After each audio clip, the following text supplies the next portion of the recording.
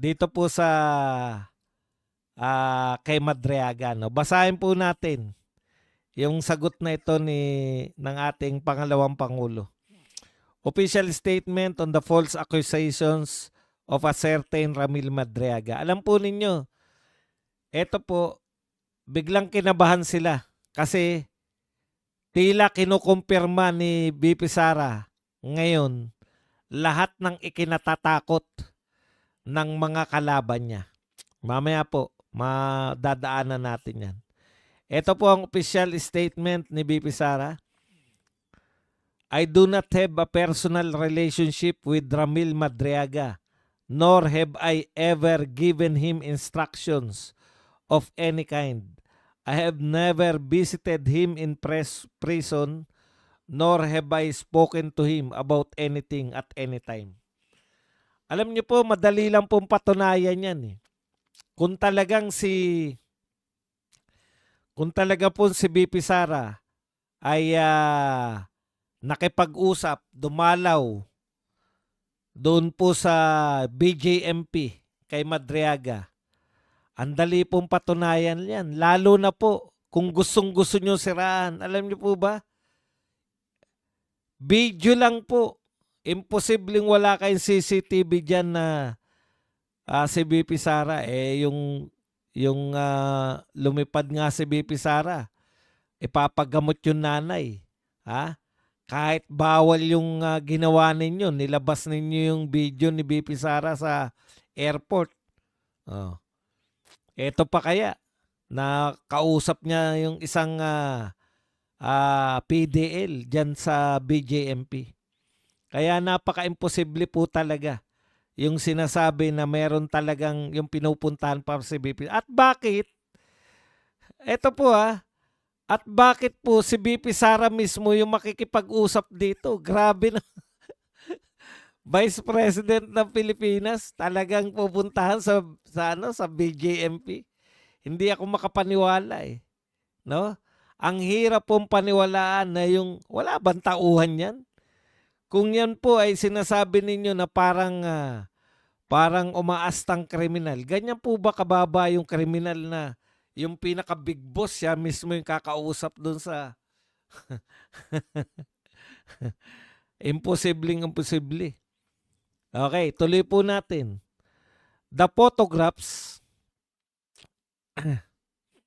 he submitted are unrelated images taken during public events where I was present. These images do not support his allegation and merely show that he was present as part of election campaign group. So ito po, bahagi po siya ng, alam nyo po marami pong sumuporta kay BP Sara. At that time, kung ikaw ay bahagi ng grupo na nangampanya kay BP Sara, malamang imbitado ka, makakuha ka ng imbitasyon. Hindi po ibig sabihin, katunayan, isa lang po yung picture na pinapakita ni Madriaga. Di po ba? Kung talagang close kayo ni BP Sara, sangkatutak po na picture. Ito lang po pag mga kakampi po ni BBM ang sinabihan na may picture, halimbawa po, si Ping Lacson, natatandaan ko, may picture sila ni Diskaya. Pwede sila mag-deny. Nakipicture lang sa akin yan. Di ba? Alam niyo po, may picture din po ako ni BP Sara. Pero hindi po ibig sabihin nun nakakilala man lang ako ni BP Sara. Na-tsempohan ko po, naroon ako sa Davao. Yan din po, panunumpa ni BP Sara, yung kinabukasan na tumambay po siya, may ginawa po siya punta po siya ng City Hall. Paglabas niya po ng City Hall, ang dami pong gusto magpa-picture sa kanya, pinapila lang po kami, pipila ka lang. Magkakaroon ka na ng picture kay BP Sara, kakilala ka man, hindi ka kakilala, basta na-tsempuhan mo ron sa BP Sara, gusto nyo magpa-picture, pipila lang po. Para lang maayos kasi dudumugin siya Mahaba po pila, matyaga po si BP Sara. Oh, hindi ko nga naisip yung sumunod sa akin, na vlogger eh. Oh, nagpa-video pa na tapos sinabi niya pa na yung channel niya na batiin siya ni BP Sara. Na so, please support, ganun. Channel, ganun. Eh kung naisip ko yun eh, masaya na ako na magpa-picture. Hindi po ibig sabihin na may picture ka po ni BP Sara, ay very close na kayo. Ako nga, pumila lang, nagka-picture kay BP Sara eh. Kayo naman, no? Oh, eh, buti sana kung sangkatutak, iba't ibang okasyon. Eh, isa lang po yung picture ni Madriaga sa nakasama si BP Sara eh. O, di ba naka-live ako nun? Naka-live ako noong nagpa-picture kami kay BP Sara. Pwede po yun, mahaba lang po ang pila. Tsatsagain mo lang. Tapos sasabihin nyo na yun na yung ebidensya nyo. Tuloy natin. Mr. Madriaga has offered no proof. O bakit po nakabarong, di ba? At saka sa panunumpa, bakit nakabarong? Opo, talaga pong ano yun. Anong tawag dyan? Anong tawag dyan sa ano na yan? Sa okasyon? May protocol po yun. Dahil yan po ay dissenting. Kung gusto mong umattend dun, kinakailangan meron pong dress code yun. Protocol. May dress code po. Kinakailangan nakabarong ka. Oh. Hindi po ubra na hindi ka nakabarong tapos doon ka hilera doon sa ano, sa mga nakabarong. Alam na po nila yan na kinakailangan nakabarong, dress code po yan.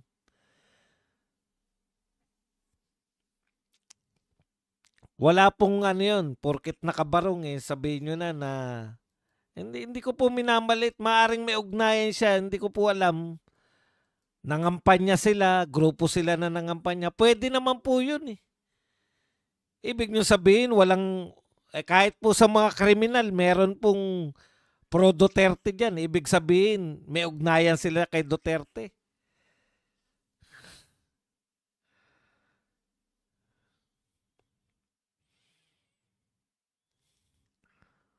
Tignan nyo nga si Regine Marigon, no? Meron siyang picture kay Attorney Vic, kay Attorney Glenn. Hindi naman sila close. Opo, hindi po pwede. Panunumpa yun, lahat doon nakabarong. Formal kayo doon. Kaming mga vlogger, siyempre kung saan-saan ka lang kukuha, magbibideo, hindi ka naman kasama, hindi ka naman nakaupo doon. Naroon po ako eh, kaya lang nasa Ledgile. Gedli lang, Gedli. Okay, tuloy po natin. Mr. Madriaga has offered no proof, no documents, no corroboration, only accusations, bare allegations, no matter how loudly repeated, amount to nothing more than noise. Eh mas malala pa po yung yung akusasyon sa mga Mary Grace Piatos eh. Oh, yan pinagmamalaki po ng mga makaakop na si Akop daw po yung naglantad ng Mary Grace Piatos. Alam mo, edukadong tao yan si nag-aral ng abogasya, si Akop. Alam niya po, at saka siya po ay pulis. Alam niya po na yun na nga eh, di ba? Bakit hindi tayo kung hindi ko na kasi natandaan kung kanino nagmula yung Mary Grace Piatos. Buti pinaalala nyo kay Akop pala yan. O, yun na nga po eh. Biruin mo, dati kang general ba si Akop? Naging general ba? O, dati kang general? Tapos hindi mo alam yung confidential? Ibig sabihin, 'di ba, kung pinagbintangan mo siya na Mary Grace Piatos, Alam mong walang mali dun sa alam mong walang mali sa confidential fund ni BP Sara dahil ikaw po ay may confidential fund. Sanay po kayo sa confidential fund. Okay. Eto si Madriaga, wala ni isang dokumento o kahit na anong pruweba ng kanyang binibintang o kahit na isang tao na nagko-corroborate sa kanya. Wala. Basta bintang lang. At ang bintang, putya, kala mo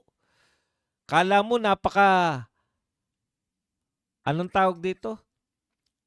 Akala mo itong si Madriaga talagang lahat na ng krimen yata na binintang kay BP Sara, kasama siya eh.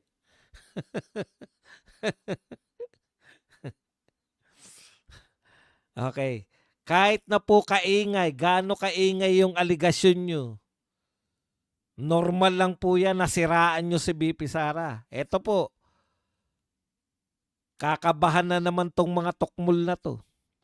Mr. Madriaga, who is currently facing serious criminal charges and has a prior criminal record, appears to be acting out of desperation to secure his release from detention. O, yan lang po yung desperado lang po na baka ma-release siya.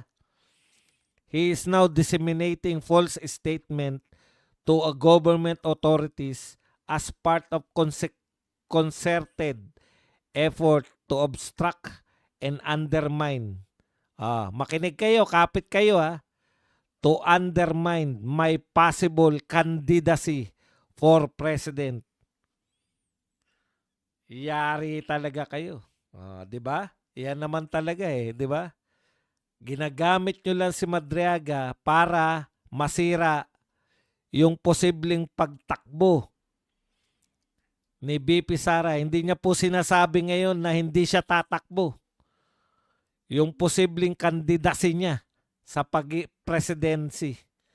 Wala na pong atrasan to. BP Sara, hindi ka na namin kukumbinsihin. Siguro by this time, kumbinsido ka na sa sarili mo. No? Vice President ka nga. Vice President ka pa nga. Kung tutusin, pangalawa ka sa pinakamataas na tungkulin ng pangalawa ka sa pinakamakapangyarihan tao sa Pilipinas. Nagagawa pa sa pamilya mo yan.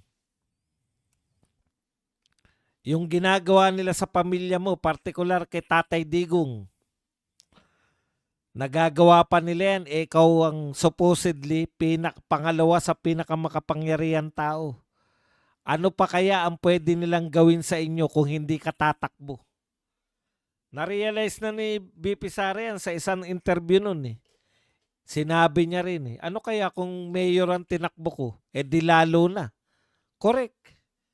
Lalo na talagang, imaginein mo, vice president ka pa, nagawa pa sa tatay mo yan. Kung hindi ka tumakbong vice president, halimbawa, mayor ang tinakbuhan mo. O ano na? Ano na mangyari sa pamilya nyo?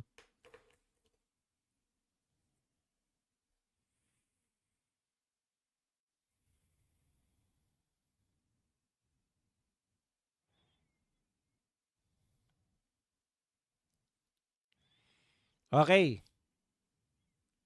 Kaya ano lang po natin, no? Wag na po kayong magtaka kung bakit na ganyan na attitude. Sabihin nyo na nakasamaan na ng ugali. Kasamaan na ng ugali ang inaasal ng mga maraming mga Duterte supporter. Pero sa totoo lang po, wala kaming maasahan kasi nakatarungan eh. Mula po nang pinakulong nyo si Tatay Digong, ang hirap na pong umasa ng makakakamit kami ng katarungan dito sa gobyerno na to. Nakakainggit, no? Yung ibang bansa, sana may pagpapahalaga din sa atin yung mga taga-ibang bansa, no? Nakakainggit po sila kung paano po nila ipagtanggol yung kanilang mga kaibigan, lalo-lalo na yung mga citizen nila. No? Very willing yung US na yung ICC wasakin. bigyan ng sanction